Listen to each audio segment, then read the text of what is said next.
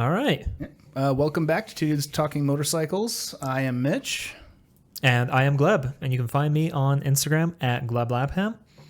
I am Meets to the Beach on Instagram, and we also have our podcast Instagram, tdtmotorcycles. And you can also email us at tdtmotorcycles@gmail.com. Any questions, comments, concerns, fun ride stories, new bikes, anything else, anything you want. Yeah. Send us an email. Tell us what you think. Yeah, we have that. And if you're shopping for some new motorcycle gear, we do have a Revzilla affiliate link down below in the description below. Doesn't cost you anything, but it does give us a little bit of a kickback, so we can support and grow this podcast with. And if you're already shopping for gear, then you should totally use the link because it helps us out. And thank you to those who have used our link already to help us out. We're gonna get some stuff rolling this year, and yeah. Thank you so much. And if you're not planning to buy anything and still want to support our podcast, we do have a Buy Me a Coffee at buymeacoffee.com/tdtmotorcycles, where you can, just give us some money for coffee, but really it's for podcast equipment and all the other services we use.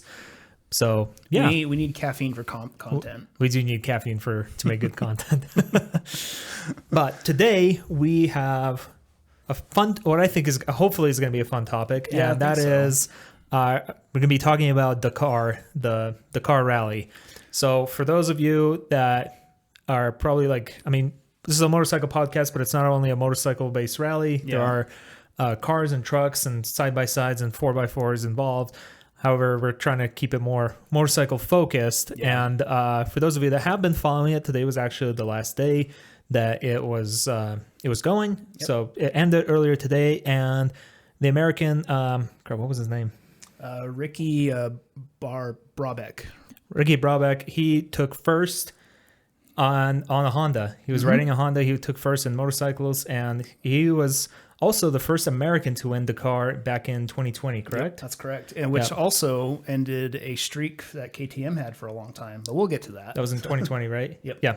So congratulations to him and all the winners for all the to really all the competitors, because that looks like an absolutely grueling race. Yeah. So I'm really excited to talk about this topic because I got really into When I watched a video on it earlier today too, and because I tried to get the guy's name down, so I'm really sorry. I'm probably gonna just demolish the pronunciation of the name. Harith Noah Koitha Vitil. He was first place in the Rally 2 section for motorcycles. Okay. So he was on a Sherco 450, which I'm wondering if that's just like a custom made. It probably is one of the specific rally. And I think if I remember, I think he is actually the first Indian to win. Yeah. I think that's what it is say. So that is. So congratulations to them, because we're talking about motorcycles. Those are the motorcycle winners. So congrats to everyone who participated and lived. And yeah, I mean, just watching the highlights and stuff for the past couple of weeks of that race, it just seems like such a wild but also really incredible experience to be riding through the desert. But before we jump into the main topic, we're going to talk about a little bit of news, because there was some new bikes announced, and this is kind of like the time of the year where a lot of manufacturers start to announce new bikes. So yeah, and we had mentioned it on our last episode. It was just that it was was it the following Tuesday that it? Yeah, it was like 2 days after we recorded. Yeah. We're talking, of course, about the Triumph Daytona 660. Kind of a famous name, the Daytona, coming back in a smaller package. But you're looking at the same kind of vibe to it. It is a sport bike style, but it's going to have some more road comfort features to it. So it's not just like a all aggressive sport bike like the Daytona 675. Yeah, like the older ones. Yeah. And I saw some. I was reading through some of the YouTube comments and some Reddit comments and stuff like that on the announcement. There was a bit of a disappointment that it wasn't like a true what people consider like a true successor to the original Daytona, like the 675. Yeah. But I still think it's nice that there's going to be an option for kind of like a lower end sports bike. I think it's Triumph. you want that style of bike. It's kind of like having like a Honda 500, the CB. I don't know what the Honda. One of the CBR for whatever 500. It's like you want that style. You like that aesthetic and everything to it. So it's not going to be like this it's not going to be a 675. Yeah, it's not like a high performance bike, No, but it's performance enough that you probably still have some fun on it. Yeah, and just from reading on it, so here's what we have everything for you. So the red line on this bike is at 12,650 RPM. For sport bikes of this size, I guess that's pretty normal from there. But you are, since a 660cc engine with a 93.6 peak horsepower at 1,165,000 RPM. Very high in the rev range. Yeah, very high. And we're now looking into 50.9 foot-pounds of torque available in the range of like the 3,125 or 3,125 all the way to 11,760. So you're going to get some power out of it all along the rev range for its size and everything. On top of that, you're getting dual disc front brakes, ABS and traction control, 3 riding modes, sport, road, rain, Showa suspension. That's pretty cool. Yeah. Especially for like a lower price bike. I was really surprised to see that.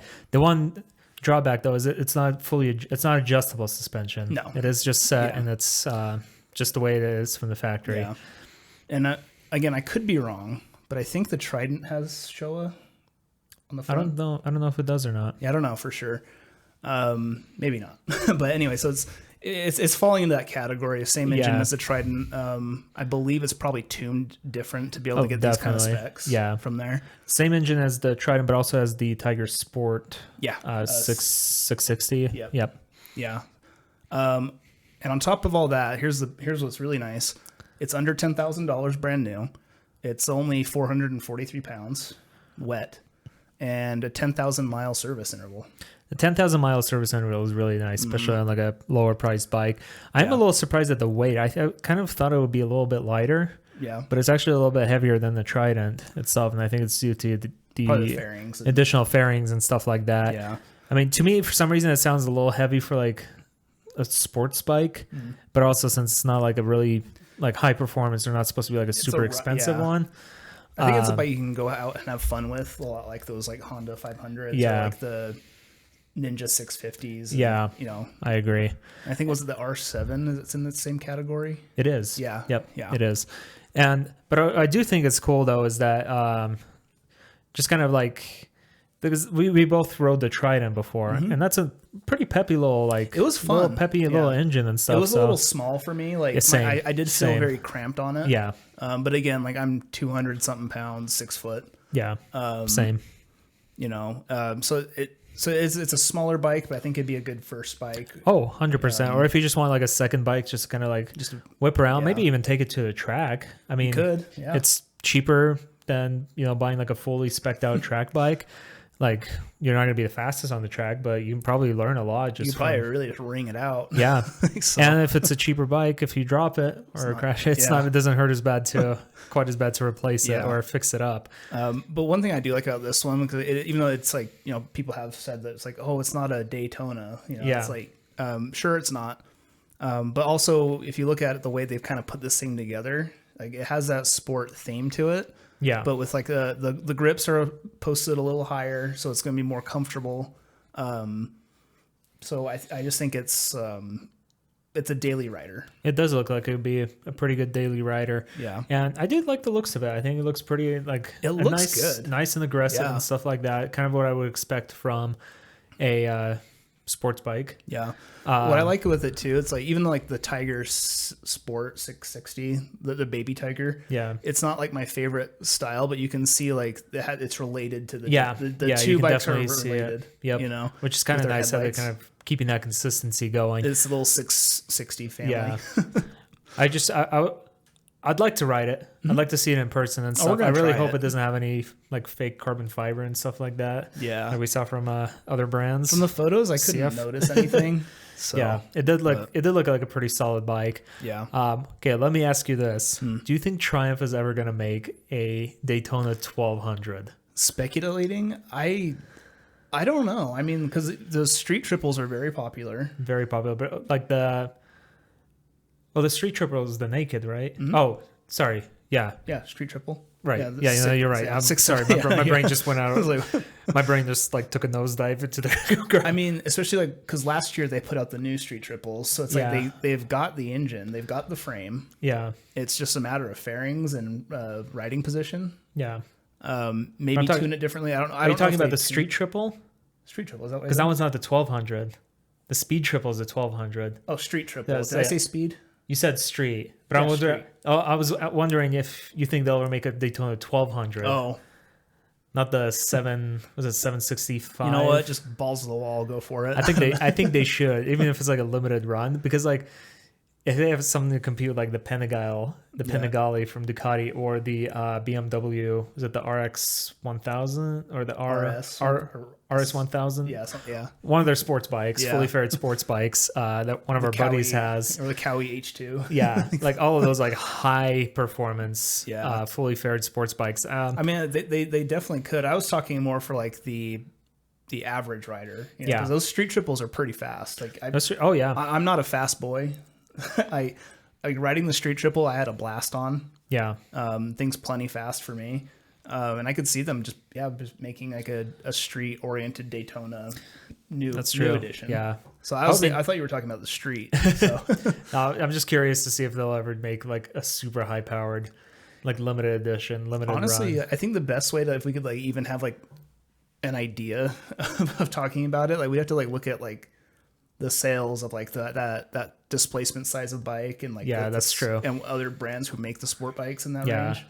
And see, like, are they selling enough for Triumph to like branch into that? Because the street triple is doing really well on its own. Yeah, I mean, if I had the space and the cash to get the older Daytona, the 675, absolutely. I'm not a fast boy, but I want 100% get one because they just look awesome.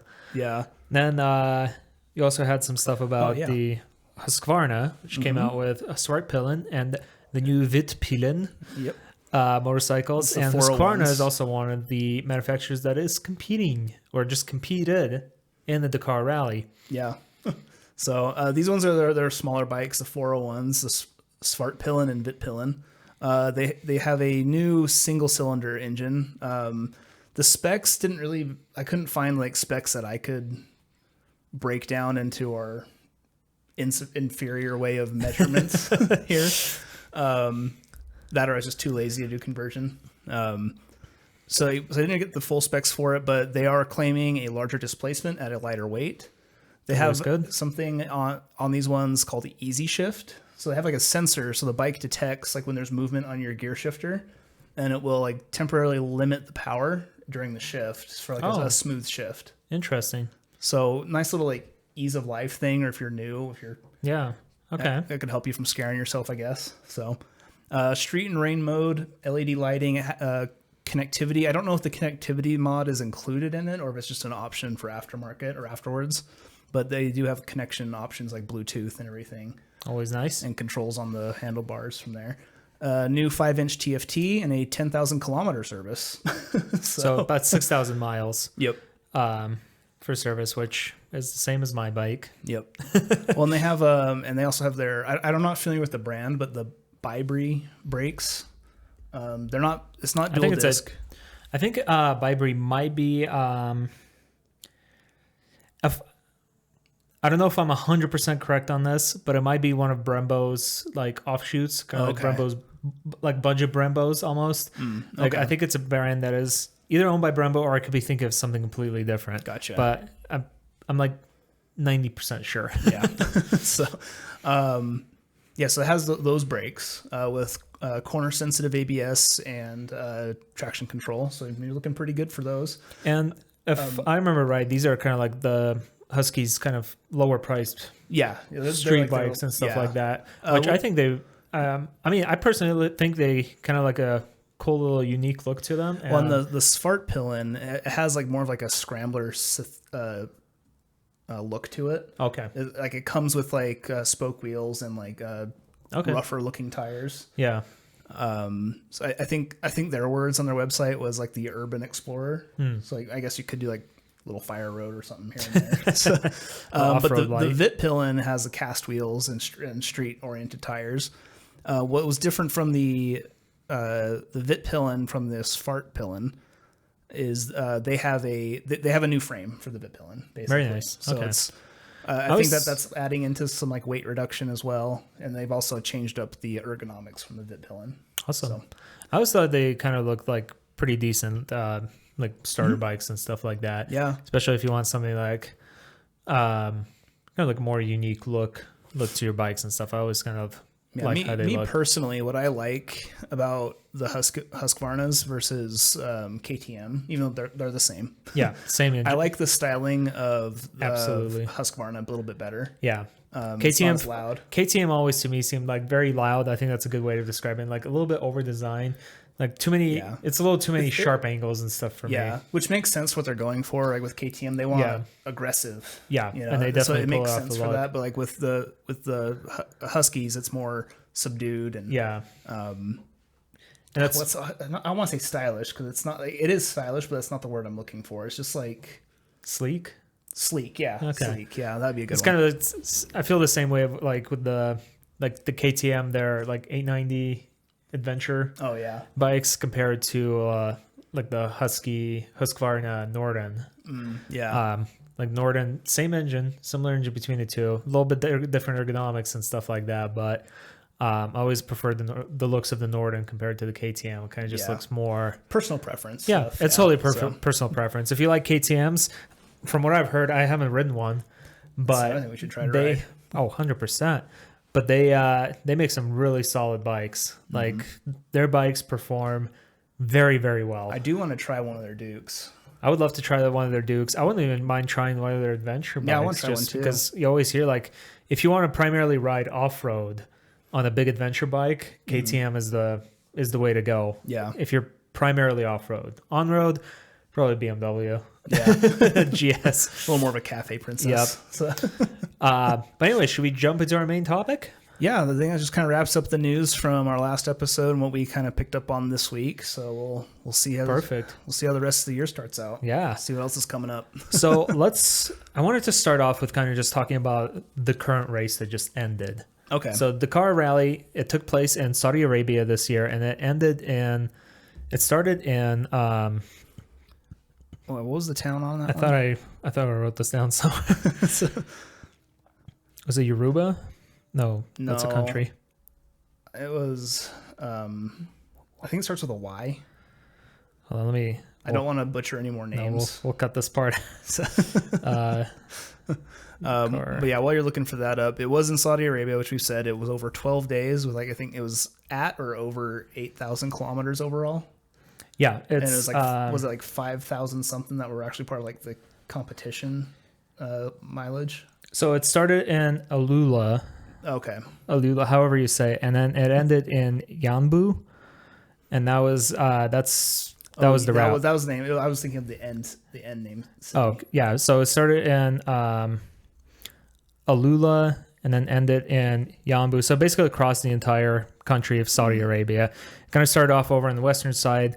They rode down towards like the southern part and then back up to the eastern side of Saudi Arabia. Okay, so then this was like a point-to-point race. It didn't do like a full loop. No, it wasn't a loop. It was a point-to-point race and spanning, like you said, 12 days over 8,000 kilometers. That's about close to 5,000 miles across the grueling Saudi Arabian desert. And I've been watching the highlights of it throughout the past couple of weeks. And I've hit most of them. There's a couple of days that I missed, but it just looks absolutely like an insane experience just because there's so much happening. There's so much going on. And in today's episode, I do want to talk about like how it's set up before.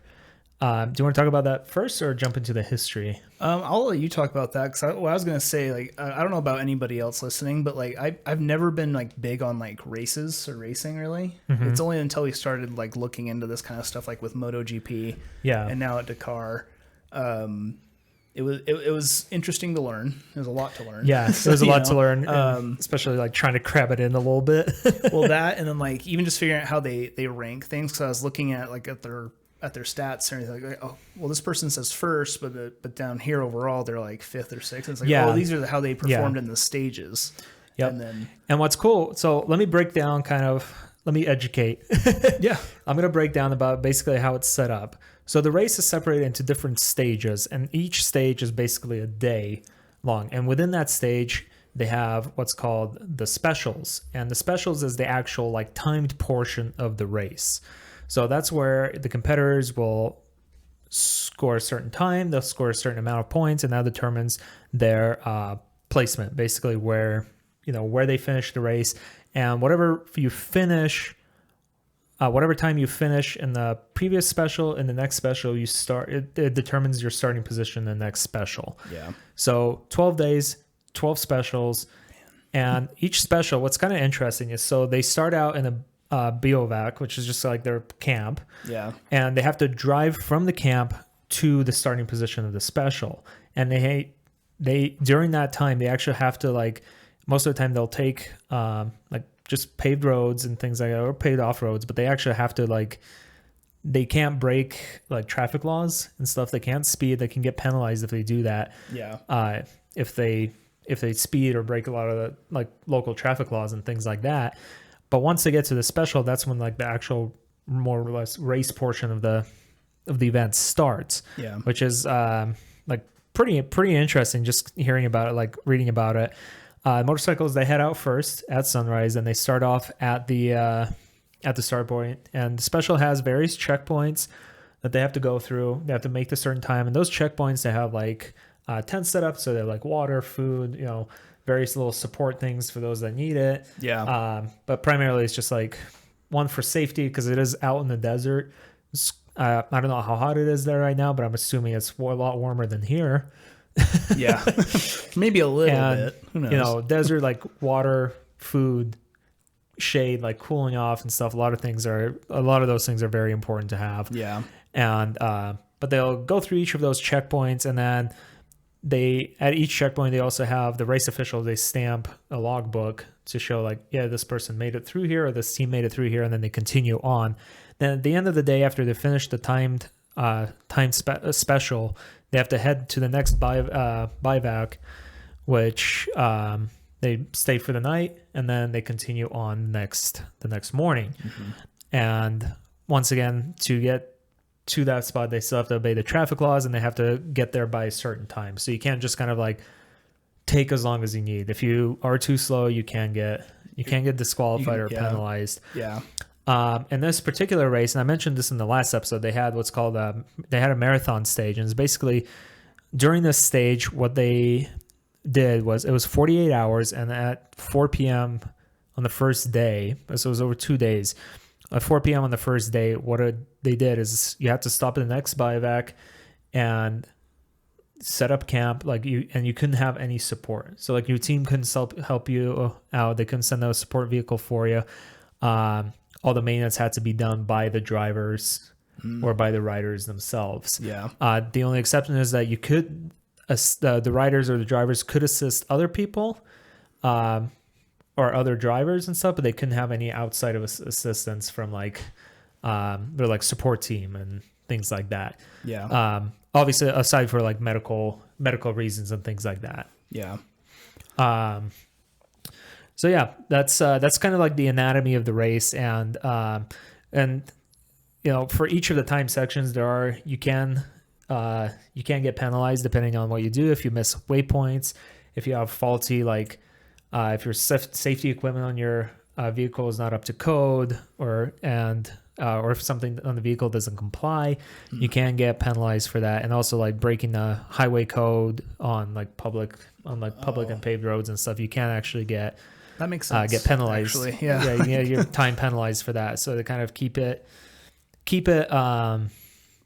people in line. And also Dakar, I guess I should have said this at first, for those of you that are unfamiliar with the race, it is a rally raid type race, and it's basically a cross-country race that spans like just a huge distance and lasts for anywhere from like 10 to 15 days. Yeah, no, it's an event. Like it's very much an event. Yeah.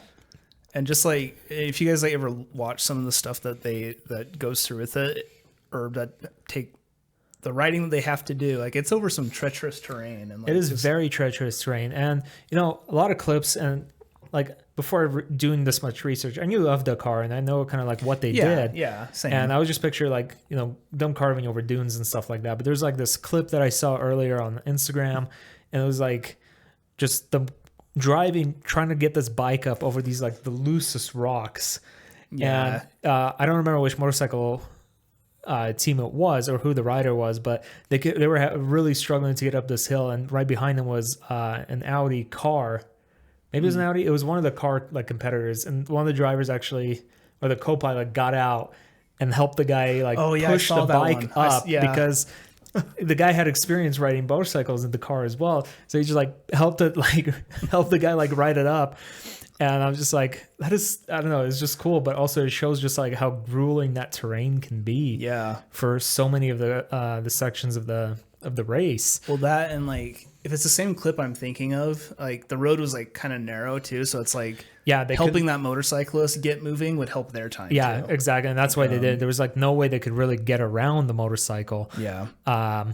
And they just had to. They were just like, screw it. We're gonna push them up the hill, which I thought was just kind of cool to see. It shows a little bit of like sportsmanship, but also it's kind of just like one of those things like, okay, bro, you got to get moving because we're getting held back too. Yeah. This hurts us as much as it hurts you.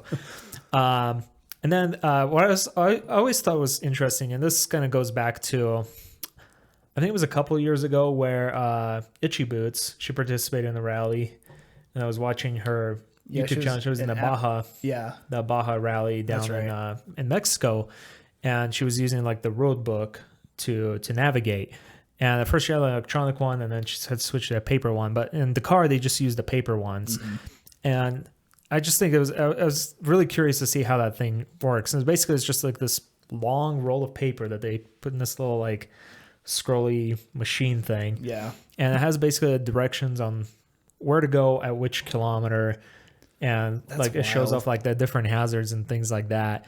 And so right above the road book is like their like distance over here. It was their trip master. So it shows like their miles for that leg of the race. And then the idea is that you kind of cross-reference the two together, because like at a certain, like you look at the road book and you're seeing like a left turn coming up basically. So left turn at kilometer like 25. So at kilometer 25, you're supposed to go like left, follow that direction, and you scroll it further, and like the next, and it goes so on and on. And but there's no, other than that though, there's no track, there's no like road markers for you to follow. Read the map, you have to know how to read not just the map, you have to read the road book while also hauling ass at like, you know, it's like insane 50 miles an hour down the desert trying to not miss your checkpoint, because if you miss the waypoint, then you can't get penalized for it. And the road book, it's handed out at the beginning of each stage by the officials, so competitors have no idea what that stage is going to look like. So they're on the fly. Yeah. So they have to be reading it and following it on the fly, making sure they don't miss like waypoints or anything like that. Yeah. So just the amount of stuff, like not just like being able to ride or drive at those speeds on those kinds of like on that kind of terrain, but also being able to like, you know, keep an eye out on the map or on the road book to make sure you're going in the right direction. You got to count your distance too. Yeah. And everything. And especially for like motorcycles, and I think quads as well, is you don't have a co-pilot. Right. You don't have someone else telling you the directions or where to go. You have to be riding and looking at that at the same time. Yeah. And to me, that's just like, it's just wild, because it's just so much to keep track of. Yeah, and for those who do off-road, like we kind of do. I wouldn't say we're very good at it, but off-road light. Yeah, we do off-road light. Yep. You know, you have to be able to like look at the road in your terrain and like figure out the best way through. These guys are doing it super fast and reading the map. Yep. You know, for us, it's easy. We follow the trail that we're on. Yeah, the road. Easy. That's it. Yeah. And our trails usually involve like a little fire road, maybe some gravel here and there. Yeah. And a rut that we get scared of. Yeah. So we turn around.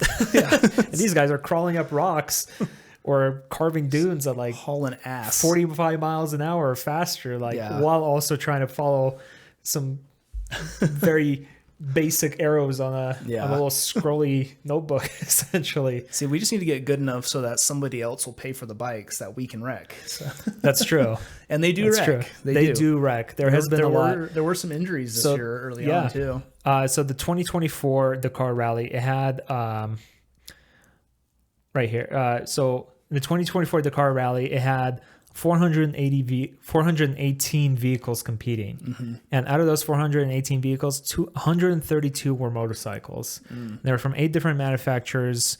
There was KTM, Husqvarna, GasGas, Honda, Sherco, Hero, Yamaha, and Covey. And all of them were competing. And 132 motorcycles. And not all of the motorcycles made it. Do you know how many finished?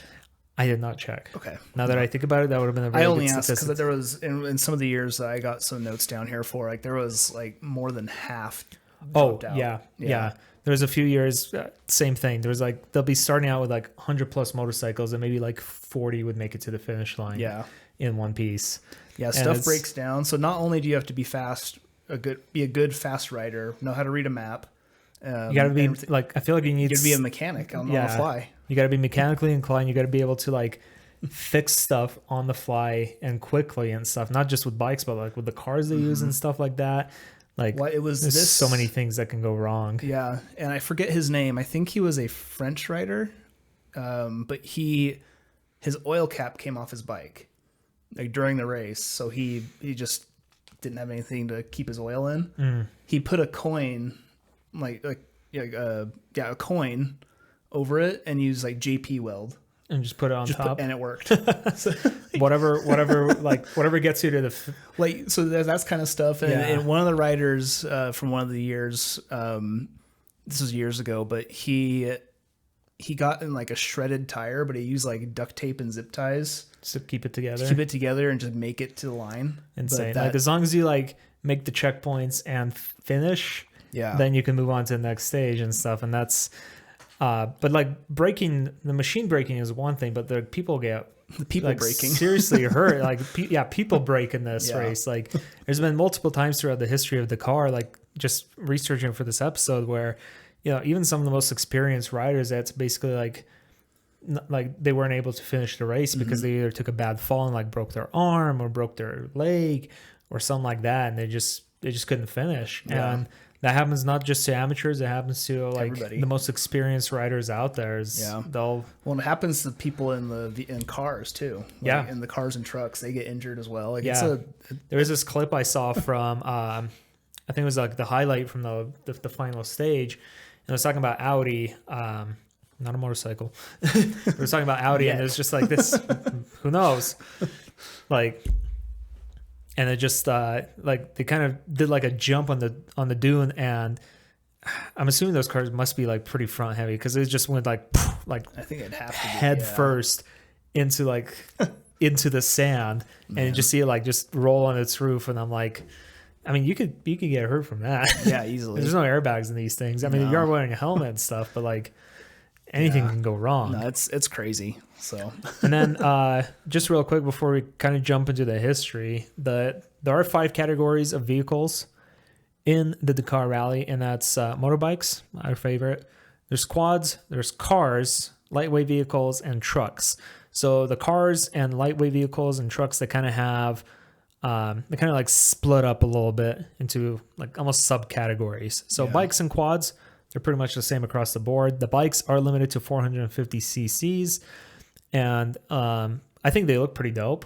If you are a fan of the Yamaha Tenere, the T7, and then the Ducati Multistrada, they kind of have like that very rally-inspired look with like the very like upright windshield and things like that. A little too powerful to actually be in Dakar. Yeah, a little bit. Yeah. But then just real quick, I'll go over like the non-bikes, but they're broken. Essentially, just boils down to the breaking down into categories. Certain ones they kind of have to be like, they allow them to be like basically custom built for the rally. Yeah. And then other ones they have to be also like a production vehicle, like factory. Yeah. Right, yeah. Like it has to be something you can like an average person go buy at a dealership. Yeah. But it's just very heavily modified for like racing. But a lot of parts are like consumer parts. Okay. And then they have another like subcategories where it is like built specifically for the Dakar or for rally racing and stuff like that. Yeah. I think after motorcycles, my favorite category is the trucks. They're Trucks just is awesome. big, giant, like picture like your like U-Haul box truck, Yeah. like hauling down the desert, like They're big and they're cool. yeah, like just something like that. I'm just like, okay, that is pretty sick. Yeah. Like if I wasn't racing a motorcycle, I wouldn't mind racing that giant thing. And those have a crew of 3. Yeah. So there's 3 of them in there, and the back is actually empty. There's no like that sport makes equipment sense. or anything like that in it. They do have like special trucks It's a race vehicle. that So yeah. do have like stuff in the back. They're like support basically vehicles. more mobile workshops. Yeah. But anyways, yeah, that's kind of like the breakdown of how the car is set up and how it works. And there's more motorcycles than anyone else. Excuse in me. it, so- Mad Men and Women you got to be That's true. ballsy for that. Yep. That's like, so much. Absolutely. And I mean, props just- to them. oh yeah, definitely. Like just watching it, just kind of like maybe a little giddy, just because like seeing that, just the sheer amount of like effort it probably takes just to get through all that. Yeah. All the sand, all the heat, just the It's a grime, lot. just so much of it. Yeah. But Should we get into history? yeah, let's get Yeah. into the history. So the car started in 1970. Well, it started in 1979. That's kind of like when the official first race kind of like ended. But Okay. it started at the beginning of, or on December 26, 1978. So it finished in 1979. It kind of like the last week of that year. So they count it Oh, on I their see. website. They Yeah. count it as like 1979 was the first year it was held. Gotcha. And it was founded by a gentleman named Thierry Sabine. Thierry, I think, I don't know how to exactly say it. I think he was a Frenchman. Thierry Sabine. I don't know. And he basically got lost in the Libyan desert on the motorcycle. He was a motorcycle rider. So he got lost in the Libyan desert during the Abidjan-Nice rally in 1977. And he basically just kind of fell in love with the desert. He absolutely loved like the idea of being out there, kind of like the, if you kind of picture in your head, kind of like the lone rider across a sand dune. That's kind of like what sparked the idea. So he went ahead and I wrote here, he was like so amazed by the wonders of what he saw in the desert, he decided to share it with the world and basically went to organize a rally that goes from Paris to Dakar, which is in Senegal. You know what's funny about that? Like, I wonder like how many like rally type races, not just bikes, just in general, started because someone got lost. And I was like, that was kind of cool. Yeah, honestly, it's probably a good bit of them. Let's monetize this. Yeah, I can make money off this.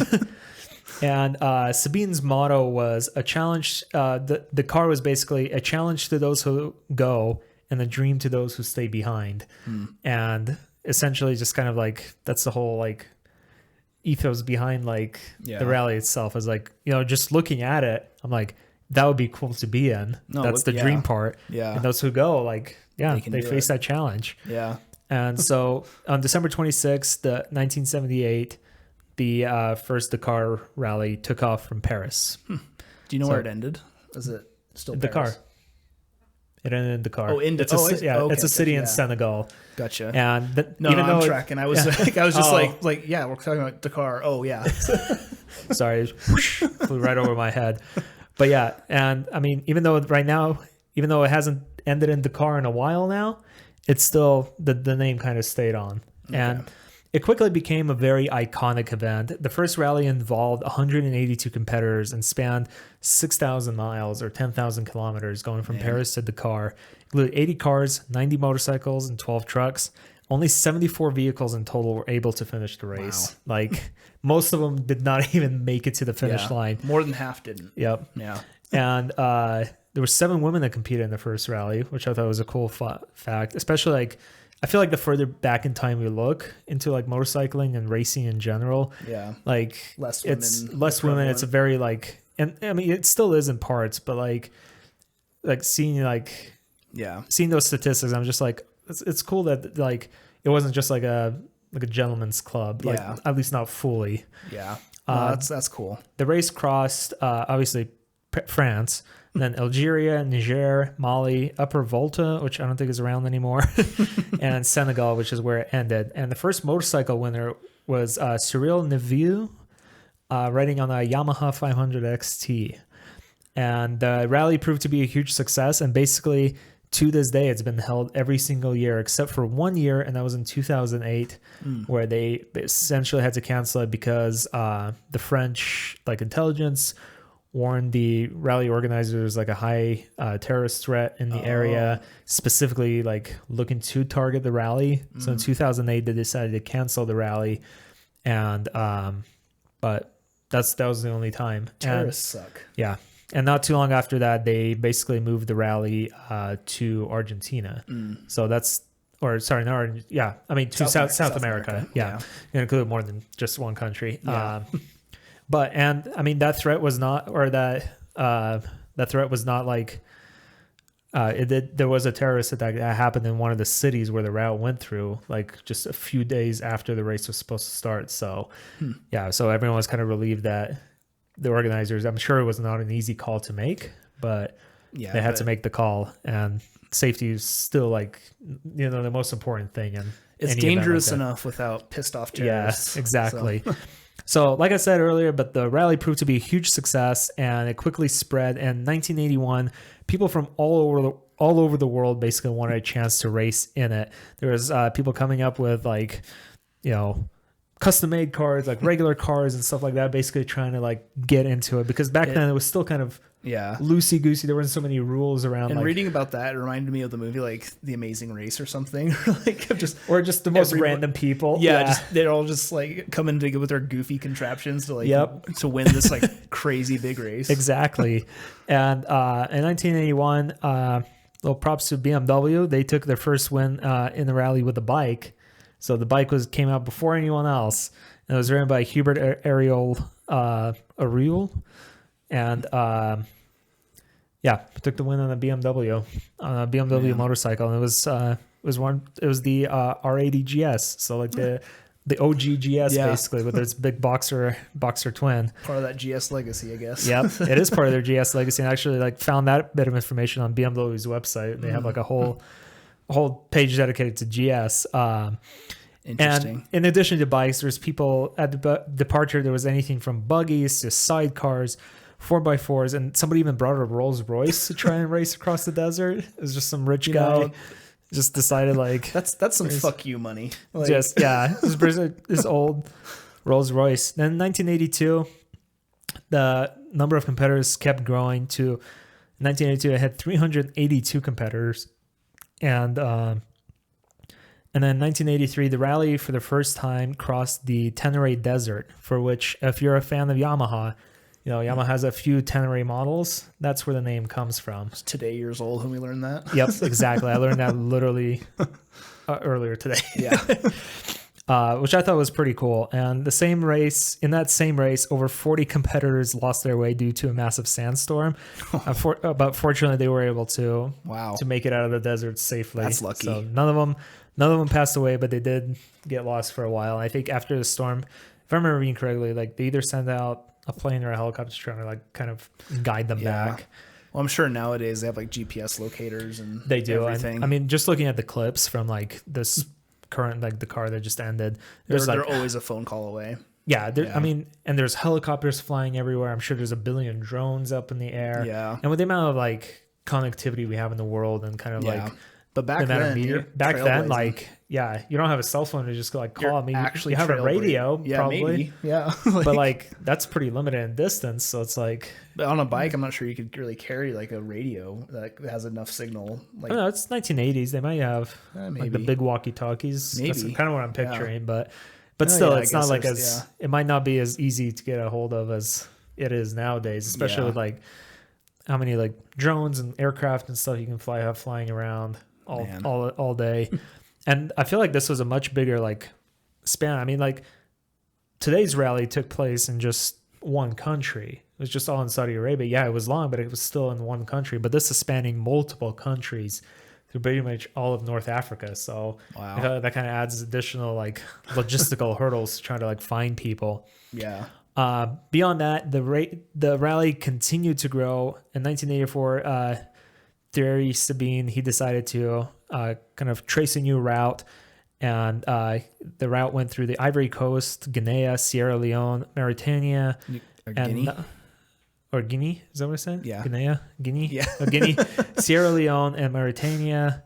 And the number of competitors continued to grow to a whopping 427 people. And that was also the same year that Porsche sponsored a team. So it was like a first kind of like manufacturer-sponsored team that was happening. It was they sponsored Jackie Eakes. I don't know. ICKX. That's how you spell his name. He basically convinced Porsche to like sponsor him. Imagine having that kind of pull. Oh, yeah. I'm gonna let me convince Porsche real quick. Let me convince Porsche. And I mean, Porsche does have a pretty solid like rally legacy and stuff like that.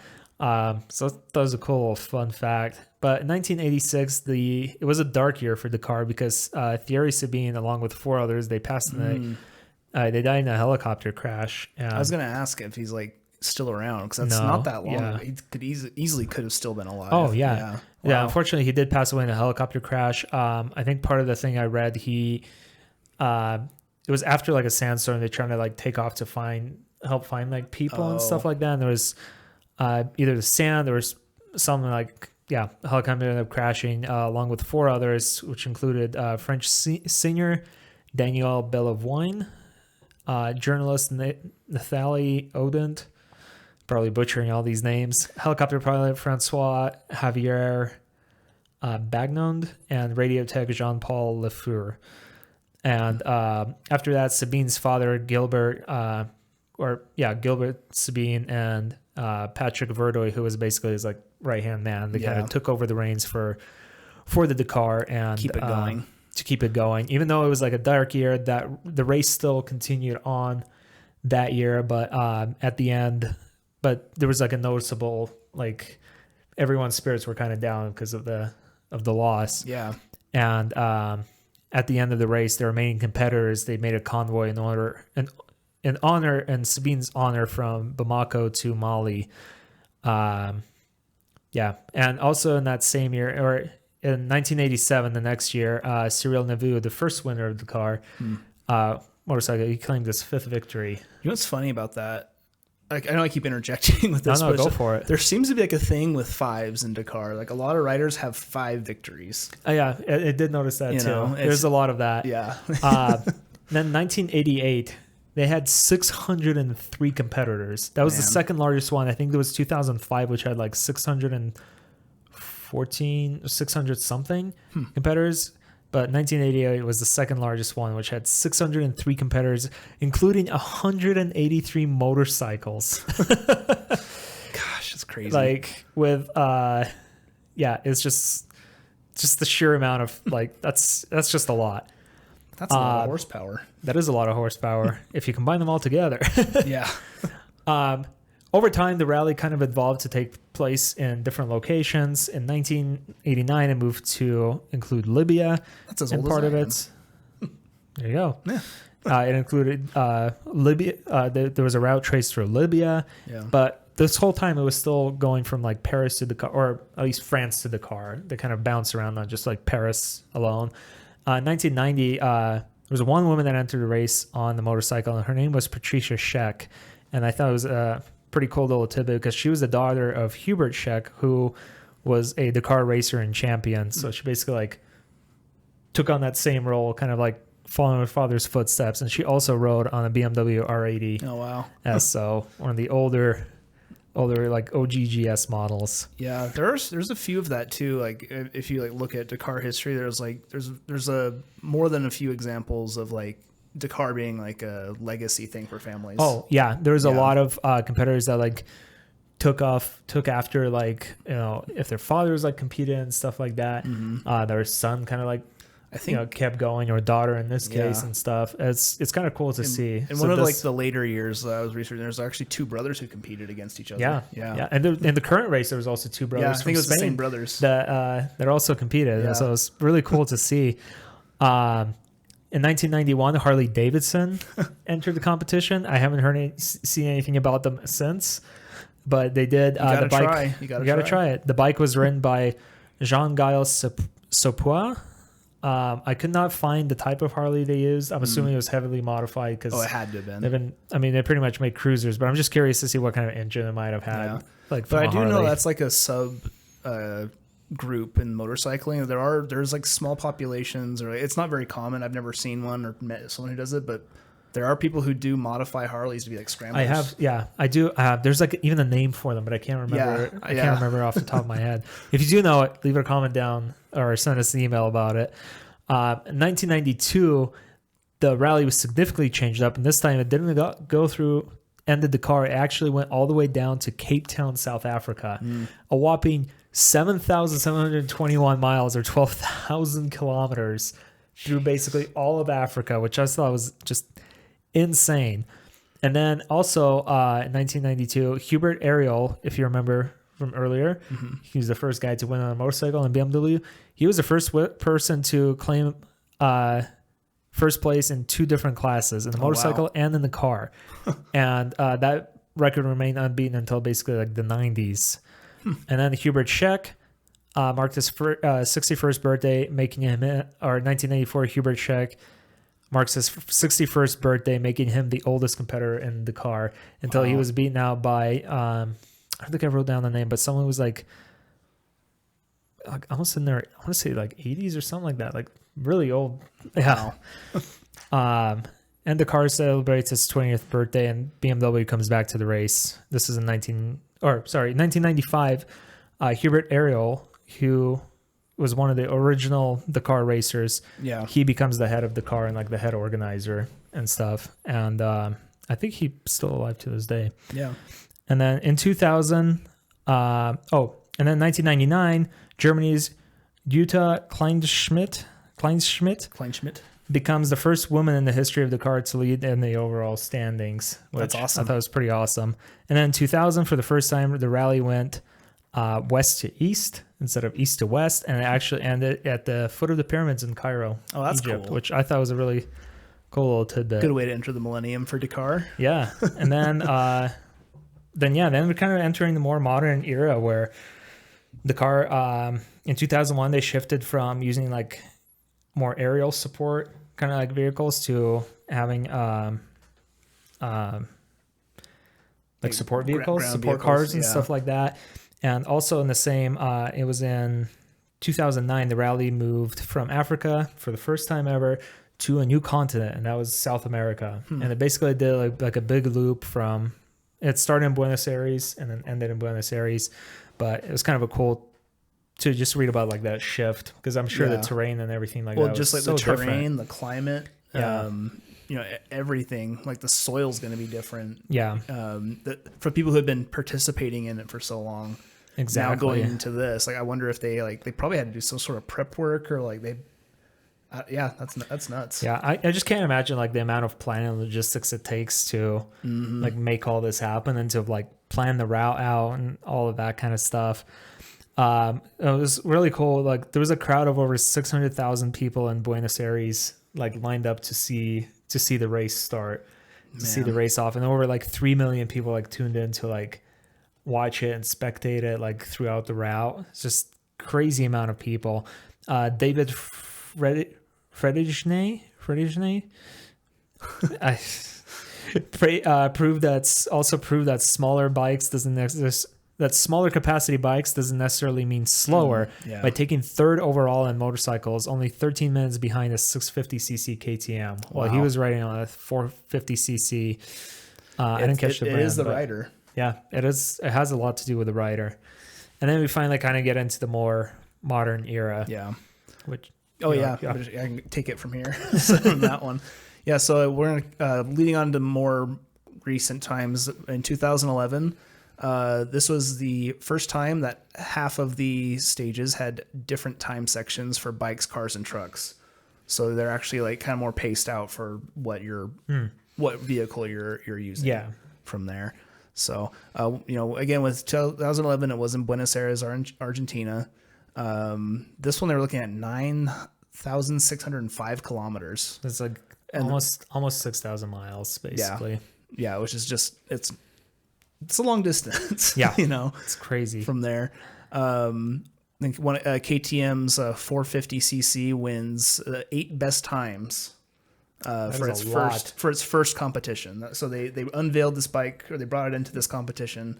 So it's maiden voyage for Dakar, and it won 8 best times. That is insane. And it just shows that, I mean, KTM, like, it has that off-road pedigree. They know what they're doing. That's their bread and butter. Yeah, really. Exactly. So, the very next year, into 2012, it's been the first time since 2006 that they did a point-to-point race instead of a loop. Okay. So they passed through 3 countries. They went from Argentina to Chile to Peru. Very cool. Yeah. In a lot of this era, there was just like, it was in South America. And in 2014, Bolivia becomes the 28th nation to participate. So we're stacking them. It was cool because, like, even in their rules, like on their website today, it says like anyone from any nationality, as long as they're 18 years or older, and have a FIM like rally license, can participate. In Dakar, which is pretty cool. It's pretty sweet. So I lost my so Bolivia comes in. So I know for that year too, the Bolivian president attended because why not? It's a big deal. So and then one of like the top performers, Cyril Desprez, Cyril, yeah. We're so sorry for the name pronunciations. But he's a 5-time winner, and he leaves KTM for Yamaha. Wow. What was significant in this one, Yamaha had not won a Dakar since 1998. Wow, that's quite a long time. Yeah. So he was making a change, one reason or another there. Yeah. I forgot to write down what he finished in, but he did not win that year. Okay. So, let's see here. And we're just talking about vehicles that entered versus finished. 1 year, so in 2015, 406 vehicles started, 216 finished. Just so crazy. I'm kind of curious to see what the stats for this current one is going to be. Yeah. It's crazy. And then 2019 it says moved to one country, which is Saudi Arabia, and that's where it's been held ever since in 2019, 5 years. Yep. So it was nuts. In 2020, we mentioned this at the beginning. In Saudi Arabia, Ricky Brabeck becomes the first American to win the motorcycle Dakar. Yeah, or I guess first American. First American to win Dakar. Yeah, win Dakar. Yeah, and he was on a Honda. Ending KTM's 18 years streak. 18 years. Wow. That is crazy. Yeah. I mean, so Honda knows what they're doing. You can't win them all. But also the rider probably helps out a lot. Yeah, for sure. So, and everyone hates the year 2020 because we all have fresh memories of that nightmare. Yep. So in 2021, the nightmare's still going. COVID. Dakar was one of only a few international competitions in the world to go forward. Yeah. It's kind of easy to social distance yourself in the car and a motorcycle, right? Yeah. Well, and like with this one too, what they did, they basically had like a race bubble. So it wasn't like cross contamination with people, like participants and things from there. So it was still very, more strict than they would have been. Yeah. But they pulled it off. That's awesome. Yeah. And in this year too, Honda won again.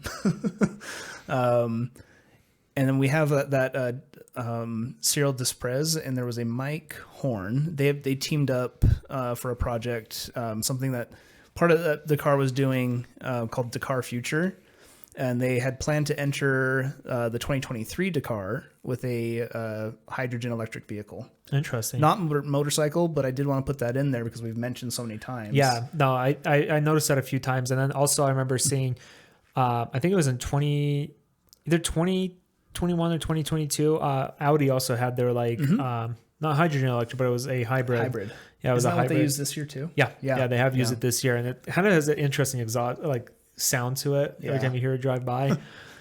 Not your average Prius. So. No, this is a whole other level of hybrid. Yeah. So again, that was just a little note I wanted to throw in that we are seeing like big events kind of looking into I think alternative. It's kind of those things that kind of help those like technologies like trickle down to like consumer level eventually, Yeah. that's where they kind of end up, because even like Formula One and stuff is like hybrid now too and stuff. Yeah. Not only are they, I mean, they are being pressured by like emission regulations and things like that, but at the same time, it also opens up like new routes for new technology to kind of like eke as much power as you can from a vehicle, which I think is pretty cool. Yeah, it's nuts from there. Yeah. And then leading into 2023, I read through 2022 and didn't really see any like major highlights that kind of, Yeah. you know, it's just your average extreme Dakar. So, but for 2023, Kevin Benavides, he took home the bike win with the KTM. So KTM is back with a win from there. And Kevin actually had to compete against his brother. We mentioned them, Luciano. So awesome. Yeah. So again, Dakar, people who are into that lifestyle, who props to you. Yeah. Like props to them. One, getting sponsorships, being a good enough rider. Yeah. And then like just going out and enduring all that stuff. It's crazy. One last tidbit I kind of wanted to mention before we wrap up here is the way they're, let me find it here real quick, is because I had it saved on the laptop, but I don't have it saved on the tablet here. Oh. It was for Dakar? Yeah, it was for Dakar. It's just kind of like a fun little tidbit about the... On there. Hold on, let me just see if I can find it It's here on your real quick. laptop notes. Yeah. Might have to cut a couple of things out in this episode. That's okay. While you're looking that up, I can just go ahead and... we kind of threw everything at you guys early on, like with our affiliate link, which again we do appreciate. Yeah. But then also Fireclay Coffee, they've been awesome to us for our little riding group. It's kind of like our when the riding season starts again. That's going to be our if you live in the Salt Lake area. Yeah, go ahead and look up Fireclay Coffee. They're good. Did you find it? Yeah, so it was right here, and so basically. So there's several levels of competitors that are in. Oh yeah. So there's like amateur levels and stuff, which are kind of like people that kind of enter either like privately funded themselves or make a smaller team. They enter to kind of like compete. But then there's also what they call like the elite, and those are the ones they have like kind of like almost like a slightly different set of rules, because they're either like big teams sponsored by like. You know, like Honda, like Hondas and like Toyota, Red Bull, like Monster Energy, like all the big like racing teams and things like that. Yeah. And then there's also the amateur category. But in order to qualify as like the elite, you have to have competed in a previous like rally race, not necessarily Dakar, but a rally race, where you had to have placed in a previous Dakar like year, like somewhere.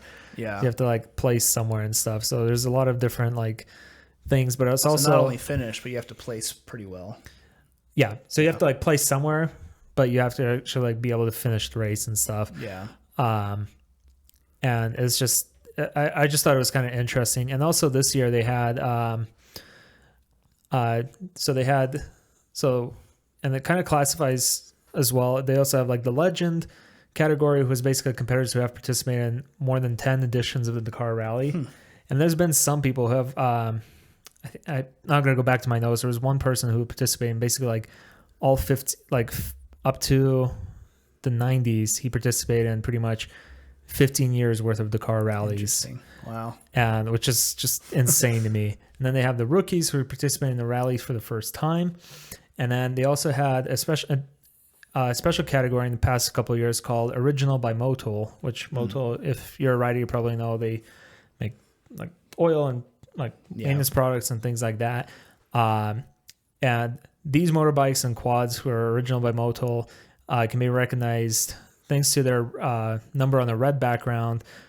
And compared to most competitors who are accompanied by support crews, the original by Motul riders, they participate in the rally with no support whatsoever. So they decide how to manage their vehicle, how to manage their fuel supplies and all of that stuff. Motul basically just provides them with logistical support to get from place A to place B, but that's it.